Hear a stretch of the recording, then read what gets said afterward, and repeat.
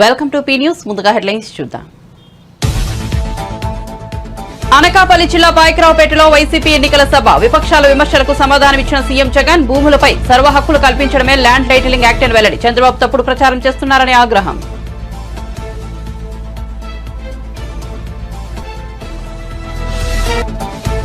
కోనసీమ జిల్లా మండపేటలో వారాహి విజయవేరి సభ. మన ఆస్తి పత్రాలపై జగన్ హక్కు ఏంటన్న పవన్ కళ్యాణ్. ఈ విషయంపై ప్రజలు నిలదీయాలని పిలుపు. జగన్ కు వైసీపీకి ప్రజలు పొలిటికల్ హాలిడే ప్రకటించాలని వ్యాఖ్యలు.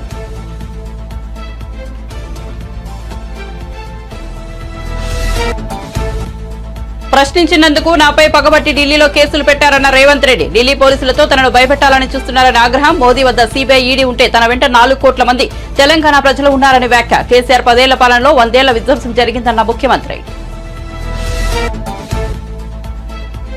మోదీ ప్రభుత్వం బడా కార్పొరేటర్లకు 14.5 లక్షల కోట్ల రుణమాఫీలను మాఫీ చేసిందన్న కేటీఆర్.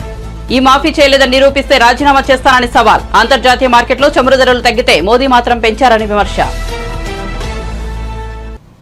ఇక వివరాల్లోకి వెళ్తే ఏపీ ముఖ్యమంత్రి వైసీపీ అధినేత వైఎస్ జగన్మోహన్ రెడ్డి అనకాపల్లి జిల్లా పాయకరావుపేట ఎన్నికల ప్రచార సభకు హాజరయ్యారు. ఈ సందర్భంగా ఆయన మాట్లాడుతూ ల్యాండ్ టైటిలింగ్ యాక్ట్ పై విపక్షాలు తప్పుడు ప్రచారం చేస్తున్నాయని మండిపడ్డారు. భూములపై సర్వ హక్కులు కల్పించడమే ల్యాండ్ టైటిలింగ్ యాక్ట్ అని ముఖ్య ఉద్దేశమని స్పష్టం చేశారు. సమగ్ర సర్వే ద్వారా భూములపై వారికే హక్కులు కల్పిస్తున్నారని వివరించారు. కానీ చంద్రబాబు ల్యాండ్ టైటిలింగ్ యాక్ట్ పై లేనిపోయిన అవాస్తవాలు ప్రచారం చేస్తున్నారని ఆరోపించారు. జగన్ క్యారెక్టర్ ఏంటో రాష్ట్ర ప్రజలందరికీ తెలుసని, జగన్ భూములు ఇచ్చేవాడే కానీ భూములు లాగేసుకునేవాడు కాదని స్పష్టం చేశారు. ప్రతి నెల 2000 రూపాయలు నిరుద్యోగ భృతి అన్నాడు. నేను అడుగుతా ఉన్నా 5 సంవత్సరాలు చంద్రబాబు పాలన అంటే 60 నెలలు ఇంటూ నెలకు 2000 రూపాయలు అంటే ప్రతి ఇంటికి 1,20,000 రూపాయలు ఎవరికి ఇచ్చాడు అని అడుగుతా ఉన్నాడు మీ బిడ్డ. 2 చేతులు పైకెత్తాలి.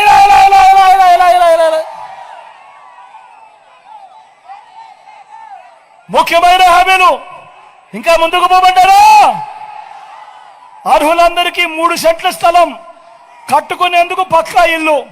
నేను అడుగుతా ఉన్నా, ఇన్ని వేల మంది ఇక్కడ ఉన్నారు, మీలో ఏ ఒక్కరికైనా కూడా చంద్రబాబు నాయుడు గారు 1 సెంట్ స్థలమైనా ఇచ్చాడో అని అడుగుతా ఉన్నాడు మీ బిడ్డ. 2 చేతులు పైకి 10,000 కోట్లతో బీసీ సప్లాన్, చేనేత, పవర్ లూమ్స్ రుణాలు మాఫీ అన్నాడు. అయ్యాయా? ఉమెన్ ప్రొటెక్షన్ ఫోర్స్ ఏర్పాటు చేస్తామన్నాడు. జరిగిందా? సింగపూర్కు మించి అభివృద్ధి చేస్తామన్నాడు. జరిగిందా? ప్రతి నగరంలోనూ హైటెక్ సిటీ నిర్మిస్తామన్నాడు. జరిగిందా? మన పాయకరావుపేటలో కనిపిస్తా ఉందా? నేను మిమ్మల్ని అడుగుతా ఉన్నా, ఇందులో చంద్రబాబు చెప్పినవి 2014లో ఈయన స్వయంగా సంతకం పెట్టి ముఖ్యమైన హామీలంటూ మీ ప్రతి ఇంటికి పంపించిన ఈ పాంఫ్లెట్ లో చెప్పినవి, ఇందులో చెప్పినవి ఒక్కటంటే ఒక్కటైనా జరిగిందా అని అడుగుతా ఉన్నాడు మీ బిడ్డ. ఈసారి మాత్రం గట్టిగా 2 చేతులు పైకి లేయాలి. ఈసారి గట్టిగా ఇలా ఇలా ఇలా ఇలా ఇలా ఇలా ఇలా ఇలా ఇలా ఇలా ఇలా ఇలా ఇలా ఇలా ఇలా ఇలా. నేను అడుగుతా ఉన్నా, నేనేమన్నా అడుగుతా ఉన్నా, మరి ఇలాంటి వాళ్ళను నమ్మవచ్చా అని అడుగుతా ఉన్నాడు మీ బిడ్డ. 2 చేతులు పైకి ఇలా ఇలా ఇలా ఇలా ఇలా ఇలా ఇలా ఇలా. ఈరోజు మళ్ళా ఏమంటా ఉన్నారు? మళ్ళీ ఇదే ముగ్గురు ఏమంటా ఉన్నారు? సూపర్ 6 అంటా ఉన్నారు. నమ్ముతారా అన్నా? సూపర్ 7 అంటా ఉన్నారు. నమ్ముతారా? ఇంటింటికి కేజీ బంగారం ఇస్తారట. నమ్ముతారా? ఇంటింటికి బెంచ్ కారు కొనిస్తారట. నమ్ముతారా?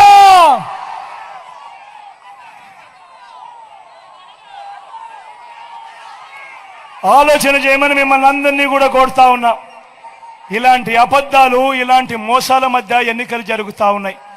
మీ అందరితో కూడా ఒకటే చెప్తా ఉన్నా, వాలంటీర్లు మళ్ళీ ఇంటికే రావాలన్నా, పేదవాడి భవిష్యత్ మారాలన్నా, లంచాలు వివక్ష లేని పాలన జరగాలన్నా, పథకాలన్నీ కొనసాగాలన్నా, మన బడులు, మన పిల్లలు బాగుపడాలన్నా, మన వ్యవసాయము, మన హాస్పిటల్లు మెరుగుపడాలన్నా ఏం చేయాలి? 2 బటన్లు ఫ్యాన్ మీద నొక్కాలి. 2 బటన్లు ఫ్యాన్ మీద. కోనసీమ జిల్లా మండపేటలో నిర్వహించిన వారాహి విజయవేల్ సభకు జనసేనాని పవన్ కళ్యాణ్ హాజరయ్యారు. ఈ సందర్భంగా ఆయన ప్రసంగిస్తూ ల్యాండ్ టైటిలింగ్ యాక్ట్ ను ప్రస్తావించారు. వైసీపీకి ఓటేస్తే ప్రజల ఆస్తులు గాల్లో దీపాలే అవుతాయని వ్యాఖ్యానించారు. మన ఆస్తి పత్రాలపై జగన్ హక్కు ఏంటి? ఈ విషయాన్ని ప్రజలు నిలదీయాలని పిలుపునిచ్చారు. భారత్ పాస్పోర్ట్ పై ప్రధాని మోదీ ఫోటో ఉండదని, ఏపీలో పట్టాదారు పాస్ పుస్తకాలపై జగన్ బొమ్మ ఎందుకని ప్రశ్నించారు. పట్టాదారు పాస్ పుస్తకాలపై ఏపీ ప్రభుత్వ రాజముద్ర ఉండాలని పవన్ కళ్యాణ్ స్పష్టం చేశారు. గాల్లో దీపం పెట్టినట్టే చాలా చాలా జాగ్రత్త. వైసీపీ మద్దతుదారులు కూడా చెప్తా ఉన్నా, వైసీపీ ఎమ్మెల్యే పాపం వాలంటీర్ని కొట్టాడు, సొంత పార్టీ మనుషులనే కొట్టాడు. రేపొద్దున మీ ఆస్తులను దోచాడు ఎంత పని వాళ్ళకి. రేపొద్దున మేము అండగా ఉండాల్సి వస్తుంది. అలాంటి పరిస్థితులు లేకుండా నేను మంచిగా చెప్తున్నా, మర్యాదగా చెప్తా ఉన్నా, land titling act is not land titling act, it is Jagan's land grabbing act. మీ ఆస్తుల్ని దోచేయడానికి చట్టం తీసుకొస్తున్నాడు. మాట్లాడితే కేంద్రం తీసుకొచ్చింది అంటాడు. కేంద్రం చాలా ముసాయిదాలు ఇస్తుంది. ఈ చట్టాల రూపకల్పనకి మీ అభిప్రాయం అడుగుద్ది, ఇంప్లిమెంట్ చేయమని అడగల కేంద్ర ప్రభుత్వం. అందుకని దయచేసి మీ ఆస్తుల్ని పరిరక్షించుకోవడానికి మేము చేస్తున్న కూటమి చేస్తుంది ఏంటంటే, రాగానే ల్యాండ్ టైటిలింగ్ యాక్ట్ ని రద్దు చేస్తాం. ఆ మాట ఇచ్చాను, అదే దాన్ని మేము కూటమిలో మనకి మేనిఫెస్టోలో పెట్టాం.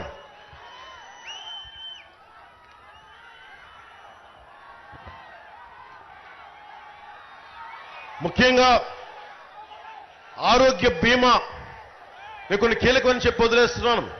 ఆరోగ్య బీమా కూటమి ప్రభుత్వం కుటుంబానికి 25 లక్షల రూపాయలని కూటమి ప్రభుత్వం మద్దతు తీసుకెళ్తున్నాం. మీకు ఏ జబ్బు వచ్చినా, ఏ కష్టం వచ్చినా, హాస్పిటల్కి వెళ్లే ఖర్చులకి 2 లక్షలు 3 లక్షలు కాకుండా కుటుంబానికి 25 లక్షల రూపాయల వరకు ప్రీమియం ప్రభుత్వం ఇన్సూరెన్స్ కంపెనీల ద్వారా చెల్లించే బాధ్యత కూటమి ప్రభుత్వం తీసుకుంటుంది.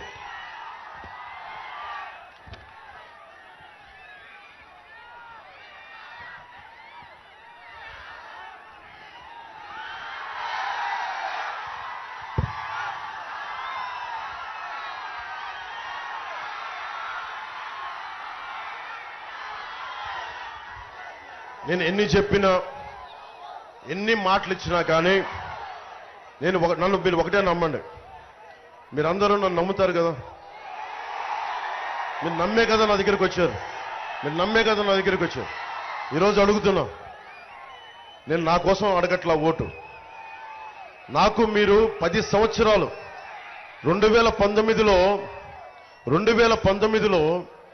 భవన నిర్మాణ కార్మికులు వచ్చి, అన్నా మా కడుపు కాలిపోతుంది, చచ్చిపోతున్నామంటే నేను విశాఖలో వచ్చి భవన నిర్మాణ కార్మికుల సంక్షేమం కోసం నేను నిలబడ్డా. ఒక్కళ్ళు రాలేదు ఆ రోజున, అందరూ భయపడ్డారు. ఒక్క దమ్ము ధైర్యంతో నిలబడింది ఒక్క జన సైనికులు రోడ్ల మీదకి వచ్చారు. ఆ రోజున వీర మహిళలు రోడ్ల మీదకి వచ్చారు. జనసేన ఈ రాష్ట్రానికి వెన్నెముకలో ధైర్యం కూరి కూరి కూరి కూరి నింపింది. అదే కూటమికి బలం అయింది. అందుకని మీకు మాటిస్తున్నా, నేను ఈరోజు ఓటు అడుగుతున్నా, కూటమికి మద్దతు ఇవ్వమని అడుగుతున్నా. బాధ్యత నేను తీసుకుంటా. నేను పిఠాపురం నుంచి పోటీ చేస్తున్నా. నాకు నియోజకవర్గ ప్రజలు ఒకటే చెప్తున్నారు, అన్నదమ్ములు, అన్నా నేను 1,00,000 మెజారిటీతో గెలిపిస్తామని. మీకు ఎన్ని సమస్యలున్నా మీరు గుర్తుపెట్టుకోండి, ఒక్క పదవి లేకుండా, ఒక్క ఎమ్మెల్యే లేకుండా నేను దశాబ్దం మీకోసం ఒళ్ళు వంచి గుడ్డలా పనిచేశాను మీకోసం.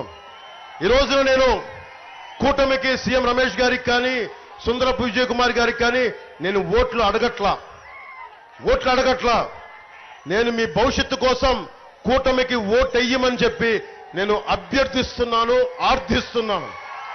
మీ భవిష్యత్తు కోసం ఓటు వేయమని ఆర్థిస్తున్నాను. మీ భవిష్యత్తు కోసం. ఏ భవిష్యత్తులో, ఏ 100 రోజుల్లో, వచ్చిన 100 రోజుల్లో ఎవడైతే గంజాయి సాగు చేశాడో వాళ్ళందరినీ రోడ్ల మీద నడిపించి, మోకాళ్ళ మీద నడిపించి తొక్కు నార తీస్తాం ఒక్కొక్కడికి. రిజర్వేషన్లపై తాను ప్రశ్నించినందుకు గాను ప్రధాని నరేంద్ర మోదీ కేంద్ర మంత్రి అమిత్ షా తనపై పగబట్టి ఢిల్లీలో కేసు పెట్టారని తెలంగాణ ముఖ్యమంత్రి రేవంత్ రెడ్డి అన్నారు. ఈడీ, సీబీఐ, ఐటీతోనే కాదు ఢిల్లీ పోలీసులతో తనను భయపెట్టాలని చూస్తున్నారని, కానీ తాను భయపడే వ్యక్తిని కాదన్నారు. కేసీఆర్ తనను చర్లపల్లి జైలుకు పంపిస్తే కొట్లాడామని, మోదీ దగ్గర సీబీఐ, ఈడీ పోలీసులు ఉండవచ్చు, కానీ తన వెంట 4 కోట్ల తెలంగాణ ప్రజలు ఉన్నారన్నారు. బుధవారం ఆయన ఎన్నికల ప్రచారంలో భాగంగా జగిత్యాల జిల్లా కోరుట్లలో నిర్వహించిన జనజాతర సభలో పాల్గొన్నారు. మీకు ఉద్యోగాలలో రిజర్వేషన్లు ఇచ్చి ఇవాళ మీకు రాజకీయాలలో రిజర్వేషన్లు ఇచ్చినందుకే అట్లూరి లక్ష్మణ్, కవంపల్లి సత్యనారాయణ, మేడిపల్లి సత్యం లాంటి వాళ్ళు ఎమ్మెల్యేలు, విప్పులైన దామోదర్ రాజ నరసింహ గారు మంత్రి అయిన బట్టి విక్రమార్క గారు ఫిర్యాదుదారంటే కేంద్ర హోంశాఖను స్వయంగా పోయి రేవంత్ రెడ్డి బీసీలను, ఎస్సీలను, ఎస్టీలను జాగృతం చేస్తుండు. వాళ్ళ రిజర్వేషన్ల రద్దు మీద ఊరూరు తిరిగి ప్రచారం చేస్తుండు. ఆయనను అర్జెంటుగా అరెస్టు చేయాలని ఢిల్లీలో కేసు పెట్టారు. నేను అడుగుతున్నాడు నా మిత్రులు, ఒకవేళ నేను మాట్లాడింది తప్పైతే ఈడ బీజేపీ నాయకులు లేరా? ఈడ మీ ఎంపీ ధర్మపురి అరవిందే బీజేపీ కదా, పక్కన బండి సంజయ్ బీజేపీ కదా, ఆ పక్కన కిషన్ రెడ్డి గారు కేంద్ర మంత్రి కదా. తెలంగాణలో ఎందుకో కేసు పెట్టలేదు, ఎందుకో ఫిర్యాదు చేయలేదంటే ఈడీ, ఇన్కమ్ ట్యాక్స్, సిబిఐ కాదు, ఈ రోజు ఢిల్లీ పోలీసులను కూడా ఉపయోగించి మనల్ని భయపెట్టాలని చూస్తున్నారు. నేను అడుగుతున్న మిత్రులారా, ఇక్కడ చాలా మంది యువకులు 10 ఏళ్ళు చంద్రశేఖరరావు చేసింది ఇదే కదా. మన కార్యకర్తల ఆస్తులు ధ్వంసం చేసిండు, అక్రమ కేసులు పెట్టిండు, హత్యలు చేయించిండు. అయినా కార్యకర్తలు ఎవరు చంద్రశేఖరరావుకు లొంగలేదు, తిరగబడి చంద్రశేఖరరావును బొందబెట్టిరు. మొన్న జరిగిన డిసెంబర్ ఎన్నికల్లో కేసులకు భయపడతామా సోదరులారా? మీ సోదరుడు మీ రేవంత్ అన్న కేసులకు భయపడతాడా? చంద్రశేఖరరావు చెర్లపల్లి జైలుకు తోలితే భయపడ్డామా? చెంచల్గూడ జైల్లో బంధిస్తే భయపడ్డామా? తిరగబడి కొట్లాడినాం, కేసులు పెట్టినోని ఇవాళ పండబెట్టినాం, గోతి తీసి పాతి పెట్టినాం. నేను అదే మాట చెప్పదలుచుకున్న బీజేపీ నాయకులకు, మీరు ఢిల్లీలో పోలీసులు ఉండొచ్చు, ఈడీ ఉండొచ్చు, ఇన్కమ్ ట్యాక్స్ ఉండొచ్చు, సిబిఐ ఉండొచ్చు, మీ దగ్గర, నా దగ్గర 4 కోట్ల తెలంగాణ ప్రజలను, 50 లక్షల తెలంగాణ యువకులు ఉన్నారు. ఈ 50 లక్షల తెలంగాణ యువకులతోనే తెలంగాణకు వచ్చిన దరిద్రం, చీడను, పీడను చంద్రశేఖరరావును వదిలించినాం. మా వాళ్ళ దెబ్బకు చంద్రశేఖరరావు నడుము ఇరిగి బోర్ల బొక్కలు వాడి, బొక్కలు ఇరిగి బోర్ల పడ్డాడు. మరి ఇవాళ గుజరాత్ నుంచి వాళ్ళిద్దరు కూడా బయలుదేరి నిన్నటికి నిన్న మోడీ గారు వచ్చారు. ఆయన ఈ దేశ ప్రధానమంత్రి, ఆయనను గౌరవించాల్సిన బాధ్యత మన మీద ఉన్నది. ఒక ప్రధానమంత్రిగా, వయసులో పెద్దవాడిగా, 13 సంవత్సరాలు ముఖ్యమంత్రిగా, 10 సంవత్సరాలు ప్రధానమంత్రిగా చేసిన నరేంద్ర మోడీ గారిని, వయసులో చిన్నవాడిని, మొదటిసారి ముఖ్యమంత్రి అయిన వాడిని తప్పకుండా వారిని గౌరవిస్తా, వారు ఎదురు పడితే నమస్కారం కూడా పెడతా. కానీ నరేంద్ర మోడీ గారు ఈ దేశ ప్రధానమంత్రిగా కాకుండా గుజరాత్ వాడిగా తెలంగాణకు వచ్చి తెలంగాణలో మనల్ని తిట్టిండు, మనల్ని శాపించిండు, మనల్ని దెబ్బతీయాలని కుట్ర చేస్తున్నాడు. ఎవరైనా ఎన్నికలప్పుడు వస్తే ఈ ప్రాంతానికి ఏమి ఇస్తారో, ఈ ప్రాంతానికి ఏం తెస్తారో చెప్పాలి. ఇవాళ నిన్న అది చెప్పలేదు. గతంలో కాంగ్రెస్ పార్టీ బయ్యారం ఉక్కు కర్మాగారం ఇచ్చింది, దాన్ని రద్దు చేసిండు. రైల్వే కోచ్ ఫ్యాక్టరీ ఇచ్చిండు కాజీపేటలో, రద్దు చేసిండు. ITIR కారిడార్ ఇచ్చిండు, రద్దు చేసిండు. IIM IITలు ఇచ్చిండు, రద్దు చేసిండు. పాలమూరు రంగారెడ్డి ఎత్తిపోతల పథకానికి జాతీయ హోదా ఇస్తే రద్దు చేసిండు.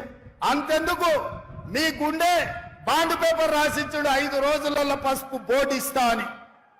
5 ఏళ్ళైనా ఇయ్యలే. నరేంద్ర మోడీ గారు ఏమైనా అది చెప్తారేమని నేను అనుకున్నా. నిజామాబాద్ కు పసుపు బోర్డు ఇస్తా అన్నాం, ఇస్తున్నాం తీసుకోండి ఆ రైతులకు అని.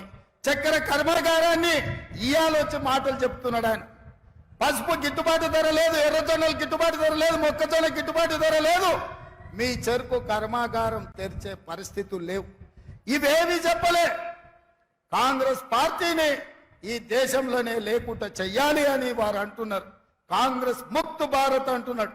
నేను అడుగుతున్నా, కాంగ్రెస్ ముక్త భారత్ అంటే మేము ఇచ్చిన రిజర్వేషన్లు రద్దు చేయడమే కదా. కాంగ్రెస్ ముక్త భారత్ అంటే మేము ఇచ్చిన తెలంగాణను అవమానించడమే కదా. దీనికోసం నరేంద్ర మోడీ గారు 7 విమానాలు వేసుకొచ్చి మెదక్ జిల్లాలో మీటింగ్ పెట్టి మనల్ని తిట్టిపోతాడా?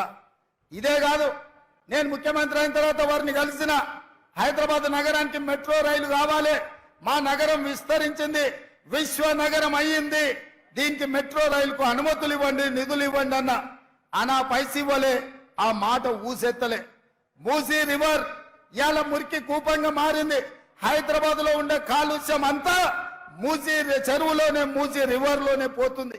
దాన్ని ప్రక్షాళన చేసి మూసీ రివర్ ఫ్రంట్ చేయాలి, Musi river develop. Telangana BJP అధ్యక్షుడు కిషన్ రెడ్డి కరీంనగర్ బీజేపీ అభ్యర్థి బండి సంజయ్కి బీఆర్ఎస్ వర్కింగ్ ప్రెసిడెంట్ కేటీఆర్ సవాల్ విసిరారు. మోదీ ప్రభుత్వం బడా కార్పొరేటర్లకు 14.5 లక్షల కోట్ల రుణాలను మాఫీ చేయలేదని నిరూపిస్తే తాను రేపే ఎమ్మెల్యే పదవికి రాజీనామా చేస్తారని సవాల్ విసిరారు. మేడే సందర్భంగా తెలంగాణ భవన్లో ఏర్పాటు చేసిన కార్యక్రమంలో ఆయన పాల్గొన్నారు.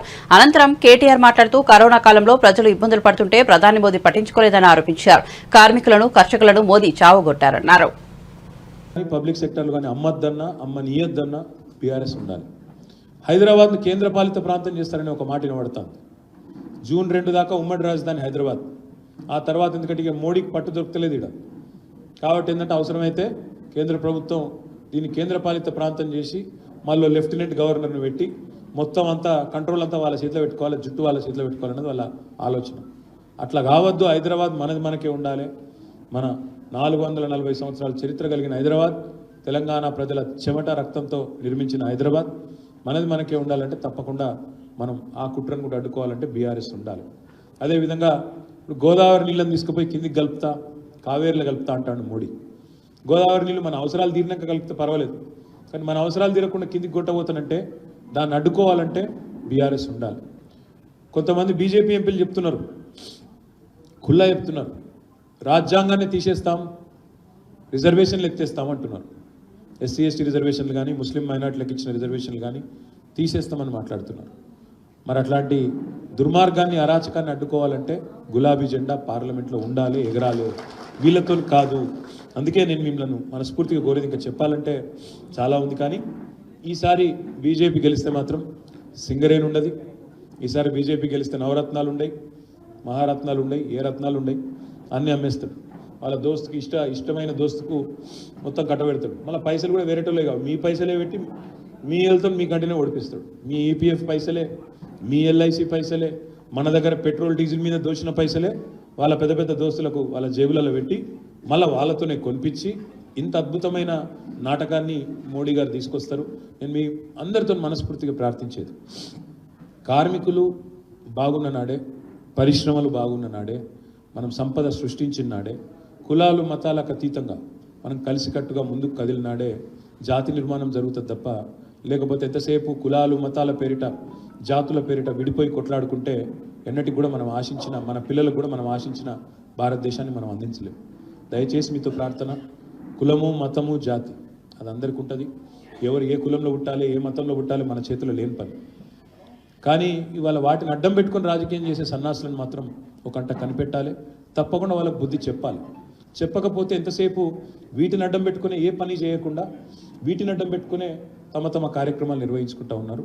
దీనికి అడ్డుకట్ట వేసి తప్పకుండా ఇటు రాష్ట్రంలో అరిచేతిలో వైకుంఠం చూపి గెలిచొచ్చిన కాంగ్రెస్కు కానీ, అటు 2014లో మోసం చేసిన బడాబాయ్, ఇప్పుడు ఇక్కడున్న చోటాబాయ్, బడాబాయ్ చోటాబాయ్కి ఇద్దరికి కూడా మరి బుద్ధి చెప్పాల్సిన బాధ్యత మా కార్మిక సోదరులే తీసుకోవాలని కోరుతూ, మీ స్ఫూర్తి మా సోదరుడు చెప్తున్నాడు, బీఆర్ఎస్ గవర్నమెంట్లో వాటర్ వర్క్స్ ఉద్యోగులకు కూడా హెల్త్ కార్డులు ఇప్పించినామని. చాలా చేసినామన్నా, ఇట్లా చాలా చేసినాం కానీ చెప్పుకోలేము మనం, అదో బాధ కాదు. అది కూడా అసలు విషయాలు చెప్తాను. చాలా పని చేసినాం. ఇప్పుడు నేను చెప్పిన మస్తు చదివినా, మీకే తెలియపాయి, అది మా కార్మిక విభాగానికి తెలియపాయి. మీరు ఎప్పుడు చెప్పాలి కిందికి? వాస్తవం చెప్పుకోలే, మనం చేసినాం చాలా, చెప్పుకోలే. సోషల్ మీడియాలో మల్లన్నా పుల్లన్నా తిడుతుంటే, వాడు తీయడు బుల్లెట్ మాటలు మాట్లాడుతుంటే ఈయన నెత్తి ఖరాబ్ చేసుకున్నాం. వాస్తవం అది. కాబట్టి చేసిన పని కూడా చెప్పుకోలే మనం చక్కగా. ఇప్పుడు చేయాల్సింది ఏంటంటే పోరాటాలు చేయడంతో పాటు, చేసిన పని చెప్పుకోవడంతో పాటు రేపేం చేస్తామో కూడా చెప్పాలి. తప్పకుండా ప్రజల పక్షాన్ని నిలబడుతూ కార్మిక ఉద్యమాలకు కూడా నేను కూడా అండగా వ్యక్తిగతంగా ఉంటానని చెప్పి కూడా మళ్ళొకసారి తెలియజేస్తూ, నాకు కొద్దిగా ఆరోగ్యం బాగాలేదు కాబట్టి నాకు పోయేందుకు అనుమతి ఇవ్వాలని కూడా కోరుతూ, జై తెలంగాణ.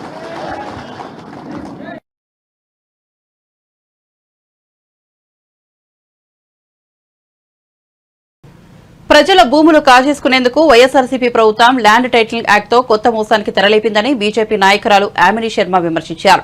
కేంద్ర ప్రభుత్వం ఇచ్చిన మోడల్ డ్రాఫ్ట్ ను వైఎస్ఆర్సీపీ ప్రభుత్వం భూ దోపిడీకి అనుకూలంగా మార్చుకుని చీకటి జీవోలో తెచ్చిందని ఆరోపించారు. 5 ఏళ్లుగా వైఎస్ఆర్సీపీ నాయకులు ప్రభుత్వ దేవాదాయ భూములు దోచుకున్నారన్నారు. వైసీపీ ప్రతిసారి కూడా ఆ అక్షరమాల కొత్తగా పెద్దగా మారిపోతూనే ఉంది. ఆల్ఫాబెట్ సరిపోవట్లేదు, ఎలా ఏ విధంగా తగ్గిద్దామన్నా కూడా సరిపోవట్లేదు.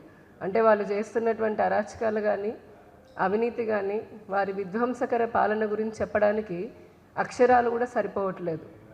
ఏ అంటే అక్రమ ఆస్తులు, బి అంటే భూ కబ్జా బకాసురులు, సి అంటే కరప్షన్, డి అంటే దోచుకోవడం దాచుకోవడం, ఇట్లాగా మళ్ళీ కొత్తగా యాడ్ అవుతూ ఉంది, పెరిగిపోతూనే ఉంది అక్షరమాల. ప్రజలు ఎంత చీత్కరిస్తున్నా ఏమాత్రము కొంచెం కూడా మార్పు అనేది లేకుండా మళ్ళీ ప్రజలని మాయ చేయాలని, మభ్యపెట్టాలని, మోసం చేయాలని పదే వైసీపీ పార్టీ జగన్మోహన్ రెడ్డి గారు చేస్తున్న ప్రయత్నం చూస్తుంటే ఈ రాష్ట్ర ప్రజలపైన ఎందుకు ఈయనంత కక్ష కట్టారనేది నిజంగా అర్థం కావట్లేదు. ల్యాండ్ టైటిలింగ్ గురించి వచ్చేటప్పటికీ ప్రజలందరూ కూడా వ్యతిరేకిస్తూ మా భూముల పైన మా పత్రాల పైన నీ పెత్తనమేంది బాబు అని చెప్పని, నీ ఫోటో ఏంది, నీ స్టిక్కర్ ఏంది, స్టిక్కర్ల గోల్ ఏంటి, మీ ప్రచార పిచ్చేంటి అని చెప్పని ప్రజలు నిలదీస్తూ ఉన్నారు. దాని నుంచి తప్పించుకోవడం కోసం ప్రజలకి గుట్టు రట్టు అయిపోయింది. వారు ఇప్పటి వరకు లోపల జీవోలు ఇచ్చుకొని పైకి ఏమీ లేదు, అంతా బాగానే ఉంది, మేము ప్రజల కోసమే చేస్తున్నాము, రైతుల కోసం మంచి చేయబోతున్నాము నాటకాలు ఆడుతూ మోసపు మాటలు చెప్తూ లోపల చాప కింద నీరులాగా ఈ రాష్ట్ర ప్రజల యొక్క భూముల్ని నాక్కునే విధంగా ఒక పెద్ద కుట్రకి పన్నాగం పన్నుతున్నారు అనేది బహిర్గతం కాగానే ఇప్పుడు మళ్ళీ భుజాలు తడిమేసుకుంటూ కేంద్రం పైన నెట్టేస్తున్నారు. కేంద్రం చెప్పింది కాబట్టి మేము కూడా మొట్టమొదటి రాష్ట్రము ఇంప్లిమెంట్ చేస్తున్నామని. నీతి ఆయోగ్ చెప్పింది ఒకటైతే దాన్నే ఇంప్లిమెంట్ చేస్తున్నాము అని చెప్పని ప్రజల్ని మోసం చేస్తున్నారు. ఇక్కడ ఇప్పటి వరకు కొన్ని లక్షల ఎకరాల ప్రభుత్వ భూముల్ని దాదాపుగా కబ్జా చేసేశారు. దేవాదాయ భూములు చూడండి, 4 లక్షల ఎకరాల దేవాలయ భూములు 40,000 ఎకరాల పైగా కనిపించట్లేదని చెప్పని ఆ శాఖ మంత్రి చెప్తున్నాడు. విశాఖ చూడండి, అమరావతి చూడండి, రాష్ట్రంలో ఏ మూల చూసినా ప్రభుత్వ భూముల్ని అక్రమంగా ఈ 5 ఏళ్లలో అడ్డగోలుగా కబ్జా చేసి పడేశారు వైసీపీ నాయకులు. ప్రైవేటు వాళ్ళవి చూసాము, విశాఖలో చూసాము, చాలా చోట్ల చూసాము. బెదిరించి వారిని భయపెట్టి భయభ్రాంతులకి గురి చేసి రకరకాలుగా హింస పెట్టి ప్రైవేటు వాళ్ళ భూముల్ని కూడా తీసుకోవడం చూసాం. ఈ చట్టం పేరుతో మీరు చేయబడినటువంటి కుట్రని ఇక్కడ ఉన్నటువంటి కూటమి ఎదుర్కొని ప్రజలకి వాస్తవాలని చెప్పడం జరుగుతుంది. భారతీయ జనతా పార్టీ 400 సీట్లు గెలిచి ఎస్సీ, ఎస్టీ, బీసీల రిజర్వేషన్ తొలగించాలని కుట్ర పన్నుతోందని మంత్రి పొన్నం ప్రభాకర్ ఆరోపించారు.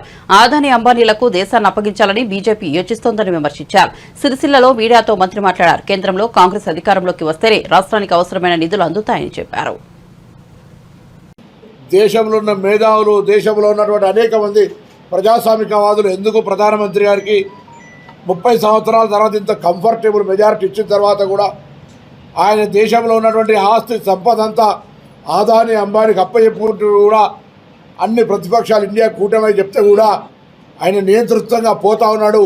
ఎందుకు ఇంత మొండిగా అబ్కి బార్ 400 అంటుండని అనేకమైనటువంటి విశ్లేషణలు, చర్చలు జరిగితే అందులో నుంచి వచ్చినటువంటి అంశం ఏంటంటే ప్రధానమంత్రి గారు 400 సీట్లు గెలిచినట్టయితే రాజ్యాంగాన్ని మార్చి ఏ డాక్టర్ బాబాసాహెబ్ అంబేద్కర్ గారు రచించారో ఆ రాజ్యాంగ మార్పు ద్వారా ఇప్పుడు అనుభవిస్తున్నటువంటి ఎస్సీ, ఎస్టీ, బీసీల రిజర్వేషన్లు తొలగించవచ్చు. పార్లమెంటులో ఉన్నటువంటి 3వ వంతు ఓటింగ్ ద్వారా 543లో 400 మెజారిటీ ఉంటే ఆయన పార్లమెంటులో ఉన్నటువంటి రాజ్యాంగాన్ని మార్పు చేసుకొని భవిష్యత్తు కాలంలో నియంతలాగా ఉండాలి. దేశంలో ఉన్న సంపదను ఆదాని, అంబానీ, గుజరాత్ కుటుంబాలకు అప్పచెప్పాలి. ఎక్కడ కూడా దేశంలో ఉన్నటువంటి దళితులు, గిరిజనులు, బలహీన వర్గాలు తినడానికి అవకాశం లేదు అనేటువంటి ఆలోచనతోటి మాత్రమే అబ్కి బార్ 400 అన్నాడు అనేటువంటి ఒక మాట రావడము క్షేత్రస్థాయిలో ఏ ఒక్క దళితుడు ఉత్తర భారతంలో ఓటేస్తలేడు. ఏ ఒక్క బలహీన వర్గాల వాళ్ళు కూడా 4 లక్షలతో గెలిచిన బీజేపీ సీట్లో 50,000 లక్షతో ఓడిపోతున్నాయని సెంట్రల్ ఇంటెలిజెన్స్ మొత్తం యావత్ అన్ని సంస్థలు చెప్తుంటే ప్రధానమంత్రి ఆందోళనకు పడి అసహనానికి గురై ఈ దేశంలో కాంగ్రెస్ వస్తే ఆస్తులు ముస్లింలకు వస్తారని ఒకరోజు అన్నాడు, రెండో రోజు మంగళసూత్రాలు గుంజుకుంటుంది అంటున్నాడు, మూడో రోజు ఆస్తులు గుంజుకొని బంగాళాలని మీ అన్ని గుంజుకుంటాయి అంటుండు, నాలుగో రోజు అర్బన్ ఒక ప్రధానమంత్రి స్థాయి అర్బన్ టెర్రరిజం అర్బన్ నక్సలిజం వస్తూ అంటున్నాడు, అర్బన్ చాయిస్ చదవని అంటుండు. ఇవాళ కొత్తగా రాష్ట్రంలోకి వచ్చింది నారాయణ ఖేడ్ అక్కడ అంటాడు ఆర్ఆర్ ట్యాక్స్ వసూలు చేస్తున్నట్టుండు. ప్రధానమంత్రి స్థాయికి ఇక్కడి దాకా దిగజారిపోయిన ఆఖరికి మావులోన 3 సార్లు ఓడిపోయిన కార్పొరేటరో వార్డు మెంబరో కూడా అటువంటి మాటలు మాట్లాడాడు. అక్కడికి దిగజారిపోయింది ఇవాళ ప్రధానమంత్రి. మేము అడుగుతా ఉన్నాం, ఈ దేశంలోని మొత్తం యావత్ సంపద 11 లక్షల కోట్ల రూపాయల సంపద ఎల్ఐసితో సహా బిఎస్ఎన్ఎల్తో సహా ఎయిర్పోర్టులతో సహా పోర్టులతో సహా ఆదాని అంబానీ A+A ఇద్దరికి అప్పచెప్పిన మాట వాస్తవం కాదా అని అడుగుతా ఉన్నాం. ఇవాళ ఇది విధంగానే మేము అడగలే ఇదనిలే మాట్లాడుతూ ఉన్నారు. నేను అడుగుతాను, ఇలా భారతీయ జనతా పార్టీ ఒక్క సీటు గెలిచినా భవిష్యత్తు కాలంలో ఎస్సీ ఎస్టీ బీసీ రిజర్వేషన్లు ఉంటాయని చెప్పే ధైర్యం ఇప్పుడు పోటీ చేస్తున్న బీజేపీ అభ్యర్థులకు ఉందా? నేను అటుగా చెప్తానే, ఆనాడు మండల్ కమిషన్ తెస్తే అద్వానీ గారు కమండల్ యాత్ర పెట్టి దేశం మొత్తం అల్లకల్లోలం చేసి మండల కమిషన్ అమలు కాకుండా చేసినాడా లేదా? అదేవిధంగా ఆర్ఎస్ఎస్ చీఫ్ మోహన్ భగవత్ గారు ఈ దేశంలో రిజర్వేషన్ రహిత భారతదేశానికి తీసుకొస్తామని చెప్పిండా లేదా? మొన్నటికి మొన్న రాహుల్ గాంధీ గారి దేశంలో ఎవరు ఎంతున్నారో వారికంతా జితనా ఆబాది ఉత్తనా ఇచ్చాదారి అంటే ఆ కులగణనకు ముఖ్యమంత్రి హోదా స్థాయిని దిగజార్చేలా రేవంత్ రెడ్డి మాట్లాడుతున్నారని బీజేపీ రాజ్యసభ సభ్యుడు లక్ష్మణ్ విమర్శించారు. ఆయన మాటల్లో పసలేదని ప్రజలు గుర్తించారన్నారు. నాంపల్లిలోని బీజేపీ కార్యాలయంలో నిర్వహించిన మీడియా సమావేశంలో ఆయన మాట్లాడారు. రిజర్వేషన్లపై కాంగ్రెస్ బీఆర్ఎస్ నేతలు చేస్తున్న ప్రచారాన్ని ప్రజలు నమ్మరన్నారు. ఆఖరికి ఫేక్ వీడియోలు సృష్టించే స్థాయికి రేవంత్ రెడ్డి దిగజారాడని విమర్శించారు.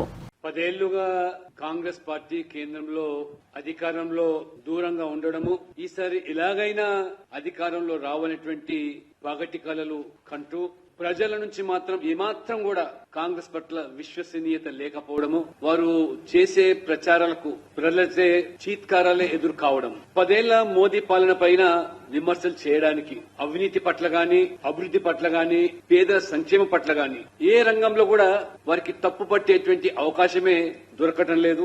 దీంతో కంగారెత్తినటువంటి కాంగ్రెస్ పార్టీ అబద్దాలని అస్త్రాలుగా చేసుకుని భారతీయ జనతా పార్టీ పట్ల బుడ్డ జల్లే కార్యక్రమం, బట్టకాల్చి మీద వేయడం అనేది పదే బీజేపీ ఎస్సీ ఎస్టీ బీసీల రిజర్వేషన్లు రద్దు చేస్తుందని, అందుకనే 400 సీట్లు ఇవాళ సాధిస్తామని బీజేపీ ప్రచారం చేస్తుందని చెప్పి వారు మాట్లాడడం, చివరికి ఆర్ఎస్ఎస్ ను కూడా ఈ ప్రచారంలోకి లాగడము, ఆర్ఎస్ఎస్ కూడా రాజకీయ రంగు పులిమేటువంటి మరి కుట్రలు కుతంత్రాలు కూడా పన్నడం, ఇంత పెద్ద ఎత్తున ప్రచారం చేసినా ప్రజలు ఇవాళ నమ్మడానికి సిద్ధంగా లేరు. చివరికి ఆర్ఎస్ఎస్ చీఫ్ స్వయంగా మోహన్ భగత్ గారు కూడా రిజర్వేషన్లకు మేము వ్యతిరేకం కాదు, ఈ సమాజంలో వివక్షత కొనసాగేటువంటి పరిస్థితి ఉన్నంత కాలం కూడా రిజర్వేషన్లు కొనసాగాలని చెప్పి కరాఖండిగా గంటాపదంగా ముక్కు సూటిగా మరి వాళ్ళ ఆర్ఎస్ఎస్ చీఫ్ చెప్పడంతో నేను రేవంత్ రెడ్డి గారిని అడుగుతున్నాను, ముఖ్యమంత్రి రేవంత్ రెడ్డి గారు మీరు తల ఎక్కడ పెట్టుకుంటారో ఒకసారి ఆలోచన చేయండి. ముఖ్యమంత్రి అయ్యుండి కూడా రేవంత్ రెడ్డి గారు ఏ రకంగా ఆ ముఖ్యమంత్రి స్థాయిని దిగజార్చే విధంగా కనీసం నైతిక విలువలు కూడా పాటించకుండా ఏ రకంగా ఇవాళ అబద్దాలనే ప్రచార అస్త్రాలుగా చేసుకొని చివరికి చెబితే నమ్మటం లేదు ప్రజలు, ఎంత ఊక దంపుడు ఉపన్యాసాలు మాటల తూటాలు పీల్చినా ఇవాళ అందులో పసలేదు అని గ్రహించిన ప్రజలు చూసి ఈరోజు ఫేక్ వీడియోలు సృష్టించే స్థాయికి ఇవాళ మరి దిగజారనంటే రేవంత్ రెడ్డి గారు మరి క్షమాపణ చెప్పాలి. పదే రాజ్యాంగాన్ని మారుస్తామని చెప్పి విష ప్రచారం అయితే చేస్తున్నారో ప్రధానమంత్రి నరేంద్ర మోడీ మొదలుకొని అమిత్ షా గారు, జేపీ నడ్డా గారు, పార్టీ యంత్రాంగం అంతా కూడా ఇవాళ చాలా స్పష్టంగా కుండ బద్దలు కొట్టి ఇవాళ రాజ్యాంగం పట్ల మాకున్నటువంటి గౌరవాన్ని వ్యక్తపరుస్తుంది. బులెటిన్ ముగించే ముందు హెడ్లైన్స్ మరోసారి చూద్దాం. అనకాపల్లి జిల్లా పాయకరావుపేటలో వైసీపీ ఎన్నికల సభ. విపక్షాల విమర్శలకు సమాధానమిచ్చిన సీఎం జగన్ భూములపై సర్వ హక్కులు కల్పించడమే ల్యాండ్ టైటిలింగ్ యాక్ట్ అని వెల్లడి. చంద్రబాబు తప్పుడు ప్రచారం చేస్తున్నారని ఆగ్రహం.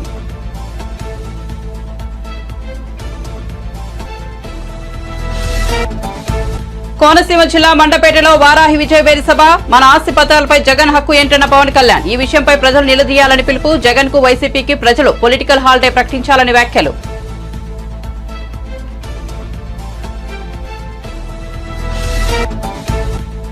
ప్రశ్నించినందుకు నాపై పగబట్టి ఢిల్లీలో కేసులు పెట్టారన్న రేవంత్ రెడ్డి. ఢిల్లీ పోలీసులతో తనను భయపెట్టాలని చూస్తున్నారని ఆగ్రహం. మోదీ వద్ద సీబీఐ ఈడీ ఉంటే తన వెంట 4 కోట్ల మంది తెలంగాణ ప్రజలు ఉన్నారని వ్యాఖ్య. కేసీఆర్ 10 ఏళ్ల పాలనలో 100 ఏళ్ల విధ్వంసం జరిగిందన్న ముఖ్యమంత్రి.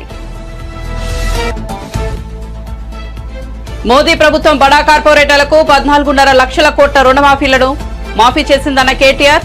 ఈ మాఫీ చేయలేదని నిరూపిస్తే రాజీనామా చేస్తానని సవాల్. అంతర్జాతీయ మార్కెట్లో చమురు ధరలు తగ్గితే మోదీ మాత్రం పెంచారని విమర్శ. మరిన్ని అప్డేట్స్ కోసం చూస్తూనే ఉండండి పీ న్యూస్.